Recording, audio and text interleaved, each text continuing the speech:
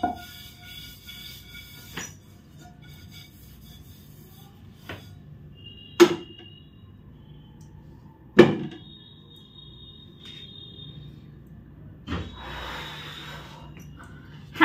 Friends, কেমন আছো তোমরা সবাই? আশা করছি সবাই খুব ভালো আছো, সুস্থ আছো। আমিও খুব ভালো আছি।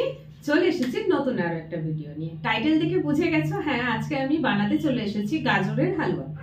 আগের দিনের ভিডিওটাতে তোমাদেরকে আমি বলেছিলাম আর দেখিয়েওছিলাম যে গাজরের হালুয়ার প্রিপারেশন করছি, কি কি কিনে নিয়ে এসেছি। তো সেই ভিডিওটার পর আজকের এই ভিডিওটা সেম ডেই বানানো হচ্ছে, বাট দুটো আলাদা পার্ট করে দিলাম, কারণ দুটো একটা পার্টে করতে গেলে ভিডিওটা একটা শর্ট মুভি হয়ে যাবে। আর তোমরা এত লম্বা ভিডিও দেখো না, একদমই দেখো না, ম্যাক্সিমাম 1 মিনিট দেখো। সেই জন্য আমি এখন শর্ট শর্ট ভিডিও পার্ট করে ভিডিওগুলো আপলোড করি, যাতে তোমাদেরও সুবিধা হয়। লম্বা ভিডিও কারোরই দেখতে ভালো লাগে না, অত ধৈর্য থাকে না, সেজন্য পার্ট করে দিই। তো ভাবলাম কুকিং এর পার্টটা একদম আমি আলাদা করে দেবো। তো হ্যাঁ, গাজরের হালুয়া বানাতে চলে এসেছি। তো দেখলে ইন্ডাকশন জ্বালাবার আগে ইন্ডাকশনটাকে একটু ভালো করে মুছে নিতে হয়। ওপরে জল পড়ে থাকলে ইন্ডাকশন ঠিকঠাক ভাবে অন হতে চায় না। আর প্লাস যে পটটা ইন্ডাকশনের উপর বসানো হচ্ছে, সেই পটের নিচে যেন জল না থাকে। জল থাকলে পিপ পিপ পিপ পিপ করতে শুরু করে, ওটা অ্যাডজাস্ট হতে অনেকটা সময় লেগে যায়। তো সেই জন্যই আমি আগে গ্যাস ইন্ডাকশনটাকে মুছলাম, তারপরে পটটাকে ভালো করে সামনে পেছন মুছলাম। এবারে আমি এটাকে অন করে দিচ্ছি। অন করে দিয়ে কথা বলি, কারণ গ্যাসের মতন ইন্ডাকশন নয়। গ্যাসে যেরকম ঝটপট রান্না হয়ে যায়, ইন্ডাকশনে একেবারেই তা না, একটুখানি সময় লেগে যায়। তো সেই জন্য চলো অন করে দিয়ে বাকি কথাটা বলি। সমস্ত কিছু প্রিপারেশন কিন্তু আমি করে নিয়েছি। দাঁড়ো, চুলটা বেঁধে নিই, কারণ চুল খুলে রাখলে রান্না করতে খুব অসুবিধা হয়।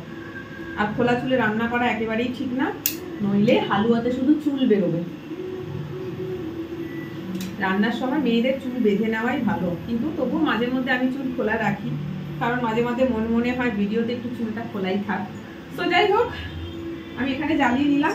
আচ্ছা, প্রিপারেশন কি করেছি বলে দিই, দেখিয়ে দিই যতক্ষণ ওটা গরম হচ্ছে। এই দেখো, এখানে প্রায় 1.5 কিলো গাজর আছে, যেটা আমি পুরো গ্রেড করে নিয়েছি, মানে কুড়ে একেবারে রেডি করে রেখেছি।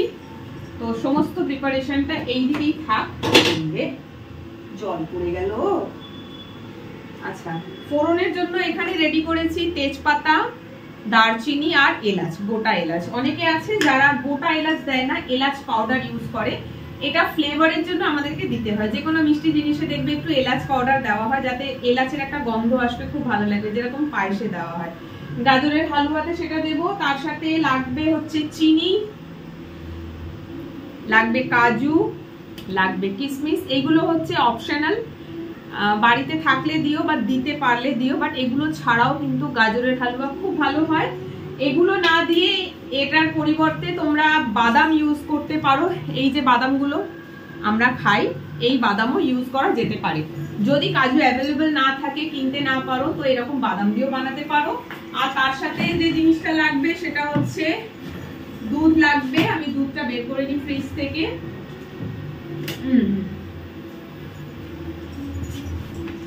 আজকে শাড়ি পরাটা একদমই ভালো হয়নি, খালি আমার পায়ে জড়িয়ে যাচ্ছে। এই যে দুধ বার করলাম, মিল্ক মেডের লিকুইড বার করলাম, আর তার সাথে চিনি তো আছে দেব। চিনিটা বাড়িতে কম আছে। চিনি আর মিল্ক মেড দেওয়ার পরেও যদি দেখেছি মিষ্টি কম হচ্ছে, তাহলে জাগেরি পাউডার ইউজ করবো, কারণ বাড়িতে চিনি নেই। আমি ভেবেছিলাম চিনি যা আছে হালুয়া হয়ে যাবে, বাট এখন দেখছি যে চিনি পরিমাণে অনেক কম। শাড়িটা খুলে বেরিয়ে যাচ্ছে, আজকে শাড়ি একদমই ভালো পরা হয়নি। তো যাই হোক, এই যে আমার পট গরম হয়ে গেছে। সব থেকে আগে যেটা করব সেটা হচ্ছে এই যে কাজু আর কিশমিশ দেখতে পাচ্ছ, এই কাজু আর কিশমিশটাকে আমি একটুখানি হোয়াইট অয়েলে ফ্রাই করে নেব। তার জন্য আমি এখানে দিয়ে দেবো হোয়াইট অয়েল।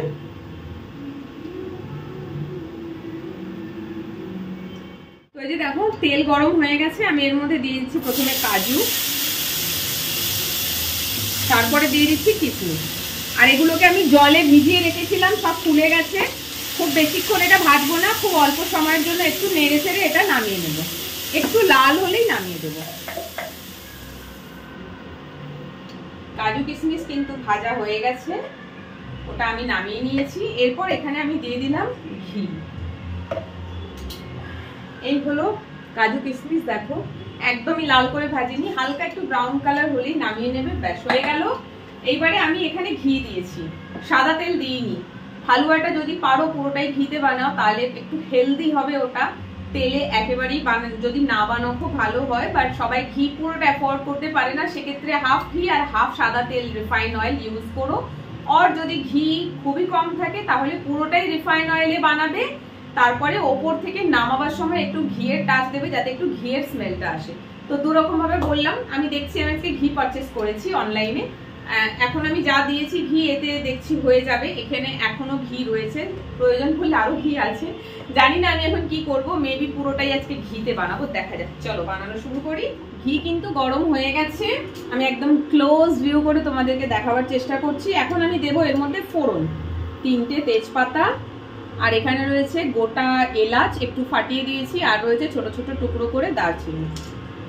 ব্যাস, এটা হলো ফ্লেভারের জন্য একটুখানি এই ফোড়নটা দিতে হয়।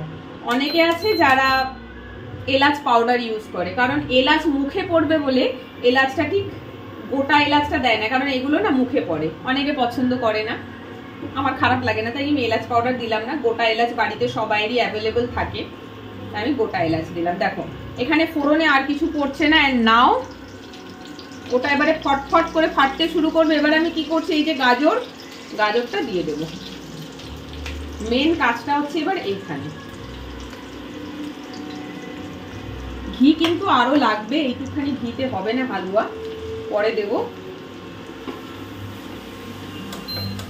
চলো টেম্পারেচারটা একটু বাড়িয়ে দিলাম, এটাকে আগে একটু মিক্স করি ভালো করে, একটু গলে যাক, তারপরে বাকিটা অ্যাড করব। আমার এই রান্নার পাত্রটা একটু ছোট হয়ে গেল।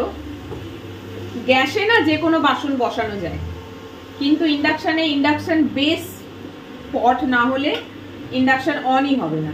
আমার ক্ষেত্রে সেটাই হয়েছে, এটা হচ্ছে ইন্ডাকশন বেস, আর বাকি যেগুলো রয়েছে ইন্ডাকশন বেস ননস্টিক নয়, সেজন্য দেওয়া হলো, মানে ওটা বসিয়েছিলাম অনই হচ্ছে না মেশিন। গাজরগুলো দেখো জল বেরোচ্ছে, পুরো জলটা চেপে দিলে আরো ভালো হয়, করা হয়নি, থাক কোনো অসুবিধা নেই, জল সব শুকিয়ে যাবে। আর কখনোই গাজরের জলটা ফেলে দেবে না, গাজর মানে এরকম কোড়ার পরে না গাজরে এরকম একটু জল বেরোয়, জলটা ফেলবে না।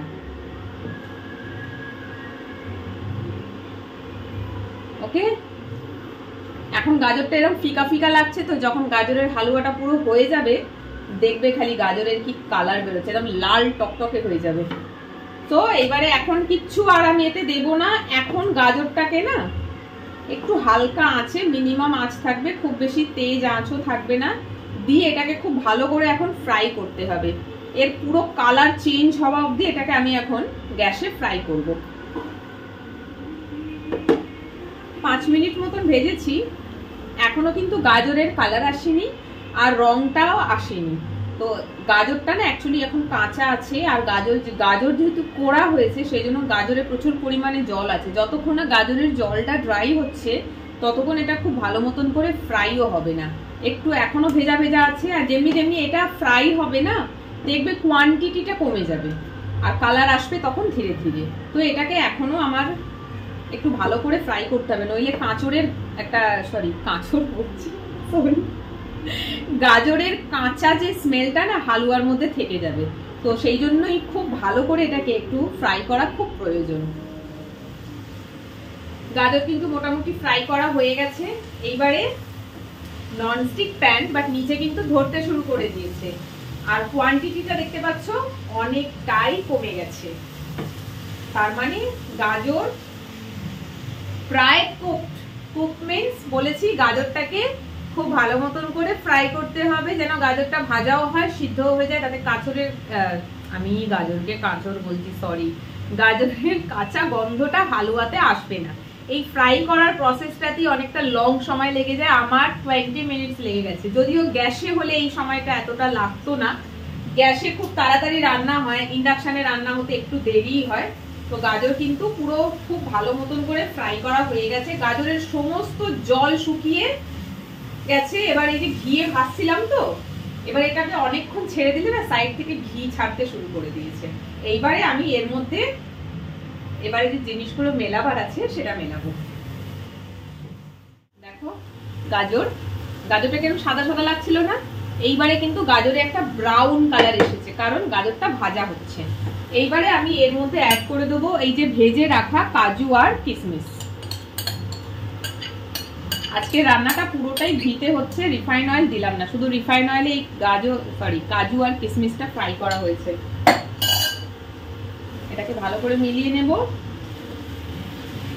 আমি এখানে কিশমিশটা কম দিয়েছি, চাইলে নাও দিতে পারো যদি কেউ কিশমিশ পছন্দ না করো। আমার বাড়িতে কিশমিশ আমার ছেলে পছন্দ করে না, ও কিশমিশগুলো বেছে বেছে ফেলে দেবে। আর আমরা কি করি, ওকে বলি, মানে একটু লক্ষ্য করতে হয়, যদি লক্ষ্য না করি ও কিশমিশ বেছে ফেলে দেবে। আমরা বলি কিশমিশ বেছে দিয়ে দে, ফেলিস না ভাই, কিশমিশের অনেক দাম, তো ওর থেকে বেছে বেছে নিয়ে নি। সেই জন্য আমি পরিমাণে কম দিয়েছি, কাজুটা বেশি দিয়েছি এখানে। ওকে, নাও আমি এর মধ্যে অ্যাড করব হচ্ছে চিনি। গাজর মানেই বুঝতে পারছো একটু বেশি মিষ্টি হতে হবে। মনে হচ্ছে আমার আর এতে জাগেরি পাউডার মেলাতে লাগবে না, চিনি আর এই মিল্ক মেডের মিঠাইটা অ্যাড করলেই হয়ে যাবে। চিনিটা দিলাম, দিয়ে এটাকে ভালো করে মিক্স করব। দুধ দেব একদম শেষে। এবারে যে চিনিটা দিলাম, তো চিনিটা এবারে গলবে, গলে জল হবে, দিয়ে এটা একটু আবার নরম হয়ে যাবে, একটু জল ছাড়বে, কারণ চিনি তো গলবে। ব্যাস, এটাকে একটুখানি এই অবস্থাতে আর একটু ড্রাই করতে হবে, দিয়ে লাস্টে দুধ দেবো। দেখো কি সুন্দর কালার এসেছে। এইবারে গাজরের কালারটা আস্তে আস্তে আসছে, তাই না? পুরো ব্রাউন কালার হয়ে গেছে, এই হলো গাজরের অ্যাকচুয়াল কালার। চিনি পুরো গলে গিয়েছে। গাজরের হালুয়াটা আমি জাস্ট এখন একটুখানি না টেস্ট করে দেখবো, খাবো না। যদিও তোমরা হয়তো বলবে খাচ্ছ তো, বাট রান্নাটা করতে গেলে একটু টেস্ট করতে হবে। আর কেন এখন খাবো না সেটার কারণও বলবো, বাট এটা একটু মিষ্টি হয়েছে কিনা দেখি।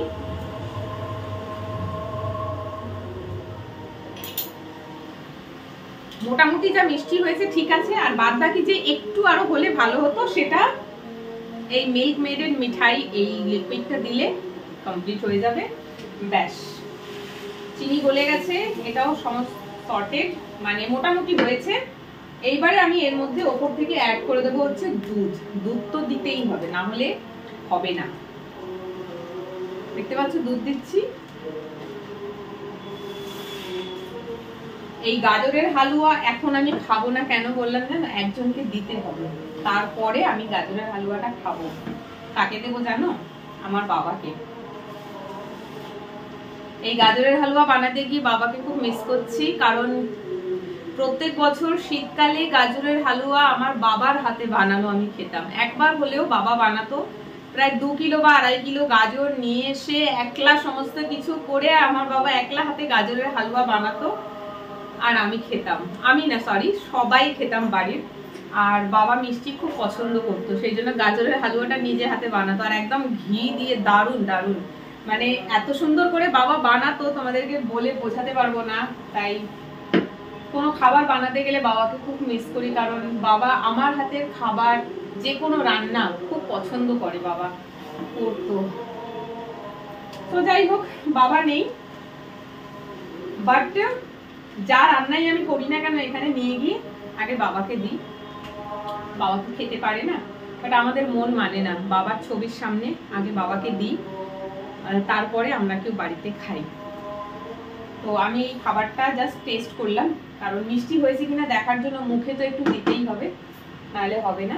এই যে দেখো দুধ দিয়ে দিয়েছি, ব্যাস।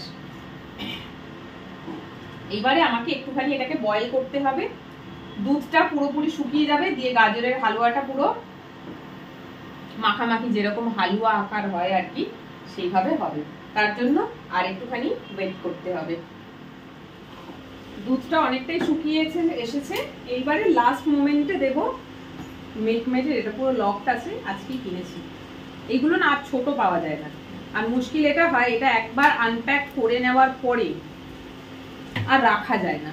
এর মধ্যে একটা ডেট আছে, সেই ডেটের মধ্যে এটাকে পুরোটা ইউজ করতে হয়, আর আমার পুরোটা যেহেতু ইউজ হয় না, অনেক সময় হয়েছে যেটা রেখে রেখে রেখে রেখে জিনিস নষ্ট হয়ে গেছে। তাই যে দেখুন লিকুইডটা, এটা যে কোনো মিষ্টি বানাবে যখন ওর মধ্যে এটা দিতে পারো, খুব ভালো ফ্লেভার আসে। আর খুব সাবধান, এতে না অনেক সময় হাত কেটে যায়, আমার বহুবার হয়েছে এতে হাত কেটে গেছে, কারণ এই যে সাইডগুলো থাকে না, আংটাগুলো খুব ধার হয়। আশা করছি এবারে মিষ্টির যে খামতি এর মধ্যে একটুখানি ছিল সেটা পুরো হয়ে যাবে।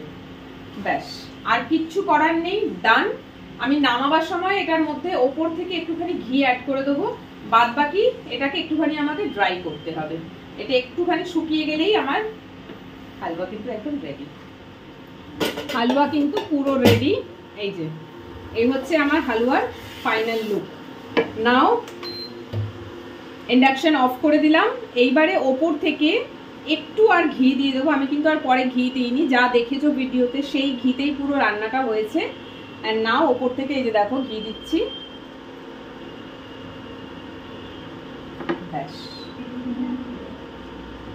রান্না কমপ্লিট। এবার এটাকে খুব ভালো করে আমি একটু মিলিয়ে দেবো ঘিটাকে পুরো হালুয়াটার মধ্যে। ঘিটা পুরো মিলিয়ে দিলাম। এন্ড নাও চাপা দিয়ে দিলাম এটাকে। ব্যাস, হালুয়া কিন্তু কমপ্লিট। নর্মালি তোমরা যারা একসাথে থাকো, ফ্যামিলি, হাজবেন্ড ওয়াইফ থাকো, শ্বশুর শাশুড়ি বা যে মা বাবা যাদের সাথে থাকো, রান্নাটা বানাবার পর সঙ্গে সঙ্গে সার্ভ করে দাও, খেয়ে বলো কেমন হয়েছে। না, আমাকে কিন্তু এখানে একটু ওয়েট করতে হবে, বিকজ এখানে বানিয়েছি বাট এখানে আমি বাদে খাওয়ার কেউ নেই। আর আমি তো খাবো না, তোমাদেরকে বললামই যে গিয়ে আগে বাবাকে দেবো, তারপরে এটা কেউ ছবে খাবে। বাট একটু তো আমি টেস্ট করেছি, মিষ্টি হয়েছে কিনা কি করে বুঝবো? খেতে বসে যদি দেখো মিষ্টি কম, তাহলে হালুয়ার টেস্টটাই খারাপ হয়ে যাবে পুরো। তো এখন এটা এরকম চাপা থাক, যখন যাব বাড়ি তখন এই যে স্টোরেজ আছে এর মধ্যে ভরবো, ভরে বাড়ি নিয়ে যাব। তারপরে সবাইকে, আগে বাবাকে দেবো, তারপরে সবাইকে দেবো, দিয়ে তারপরে তাদের মুখে জানতে পারবো যে কেমন হয়েছে। তার জন্য আমাকে একটুখানি ওয়েট করতে হবে। আজকে তো কোথাও বেরোবার নেই, কাজ নেই, তো একটু লেট করেই বেরোবো। বাড়ি ঢুকতে ঢুকতে এই 9:30 10টা হয়ে যাবে। সো উইন্টার স্পেশাল গাজরের হালুয়া আমি আমার মতন করে বানালাম। এটার অনেক রকম পদ্ধতি আছে, অনেকে অনেক রকম ভাবে বানায়, অনেক কিছু অ্যাড করে। আমি একদম ঘরোয়া প্রসেসে বানিয়েছি, যা যা ঘরে থাকে সেটা দিয়ে। অনেকে আছে এর মধ্যে খোয়া ক্ষীর অ্যাড করে, দেখবে অনেক সময় তোমরা দোকানে খেতে গেলে খোয়া ক্ষীর পাবে, মানে সাদা সাদা মতন গোটা গোটা দেখতে পাওয়া যায়। খোয়া ক্ষীর নিয়ে এসে ভেঙে এর মধ্যে দিয়ে দেয়। তো আমি ওসব কিছু কিনিনি, একেবারে ঘরে দেখো কাজু কিশমিশ নর্মালি থাকেই আজকাল সবার বাড়িতে, না থাকলেও অল্প কিনে আনো। আর যদি না থাকে তো যে কাঁচা বাদাম দেখিয়েছি ওই বাদাম দিয়ে দিতে পারো, খোসা ছাড়িয়ে, অবভিয়াসলি খোসা সমেত দেবে না, ওটা দিয়েও হয়। আর যারা বাদাম কিশমিশ কিছুই পছন্দ করো না তো নর্মালি বানিয়ে নাও। আর মিল্ক মেডের যে মিঠাই লিকুইডটা ইউজ করেছি ওটা না দিলেও চলে, শুধু ঘিতেই হয়ে, মানে শুধু চিনি দিয়েই হয়ে যাবে। ওটা একটা এক্সট্রা হয়ে গেছে, আমি ফর এক্সট্রা ফ্লেভার আনার জন্য ওটা দিয়েছি। আর নইলে ওগুলো বাদ দিতে পারো, শুধুই গাজরের হালুয়া একদম প্লেন বানাতে পারো, খুব ভালো। আমি আমার রেসিপিটা জাস্ট তোমাদের সাথে শেয়ার করলাম, আমি কাউকে শেখাচ্ছি না, কারণ আমি প্রপার ওয়েতে কুকিং ভিডিও ঠিক করি না। আমি যেভাবে বানাই সেই সহজ প্রসেসটা তোমাদের সামনে তুলে ধরি, যাতে তোমাদেরও সুবিধা হয় বানাতে। অনেকেই আছো যারা কলকাতা শহরে বা কলকাতার বাইরে একলা থাকো, কেউ থাকে না, সেখানে তারা কি করে, অনলাইনে অর্ডার করে খায়। অনলাইনের জিনিস আর ঘরে বানানো জিনিসের মধ্যে আকাশ পাতাল তফাৎ থাকে। তো আমি যেভাবে বানিয়েছি এইভাবে বানালে খুব বেশি খরচও হবে না, হ্যাঁ টাইম একটু বেশি যাবে এইভাবে বানালে। গাজর ফ্রাই করার সময় অনেকটা সময় গিয়েছিল। ছুটির দিনে ট্রাই করা যেতেই পারে, বানালে একবার ফ্রিজে ভরে রেখে দাও, রোজ একটু একটু করে বের করে খেতে পারবে। দোকানে এত পয়সা যাবে, জিনিস আসবে একটুখানি, আর বাড়িতে অল্প খরচে অনেকটা জিনিস বানানো যায়, এটা হচ্ছে বেনিফিট। তো রেসিপিটা তোমাদের সাথে শেয়ার করলাম। এবারে তোমাদের কাজ হচ্ছে ভিডিওটা দেখো, কেমন লাগলো কমেন্ট করে জানিও। যদি ভালো লেগে থাকে লাইক করে দিও, কমেন্ট করে দিও, অ্যাটলিস্ট একটা কমেন্ট করে জানিও, তাহলে আমারও ভালো লাগবে। তো চলো আজকে এই অবধি, সবাই খুব ভালো থেকো, সুস্থ থেকো, টাটা।